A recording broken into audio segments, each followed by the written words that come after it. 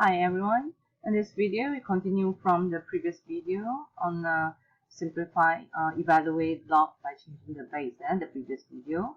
For this video we're going to have a 4 example in simplify without using calculator. We got a few terms of log in one question, then we need to simplify them without using calculator. Alright, let's look at the first example. We got the log u to the base of 3 plus 2 log w to the base of 3 minus 3v to the log v to the base of 3. To simplify it, I'm going to apply the laws of log, either the first law or second law. And to apply the law of log, we need to make sure that the coefficient of the log must be 1 first. So what can I do now is I move the 2, applying the laws of log, the third laws of log. Move the 2 and the 3 here. This is originally is a coefficient. So now it becomes the power, just like that. First term, you just copy it down. Second term, it will become the log w squared to the base of 3. And the third term become log v cubed to the base of 3. So now I already you can see that the coefficient of the log all are become 1.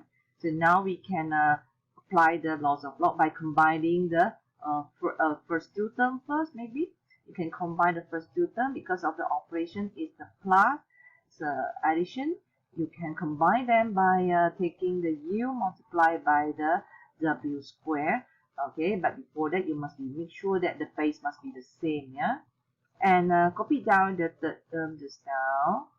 Now we are going to combine them now by applying the second laws of log, which is because of this is a subtraction.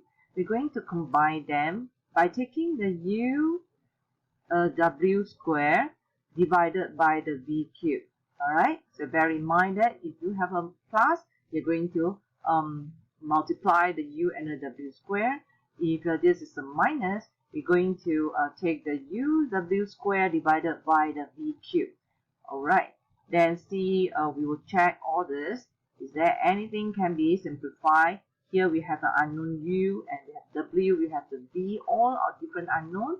So we cannot simplify. This is a final answer. To simplify this expression, first thing we need to check the base, all having the same base because all having the base of e. And the second thing, we need to check the coefficient of the log. In front of the log, yes, there's a coefficient 1. So now I can combine them by applying the laws of log. I just combine this first two terms, log x, alright, because of the subtraction over here, the x is going to be divided by xy, yeah? X divided by xy, plus, copy down this term, log y squared. Now, you can see that the x and x here can be cancelled off each other. So the first term becomes log 1 over y.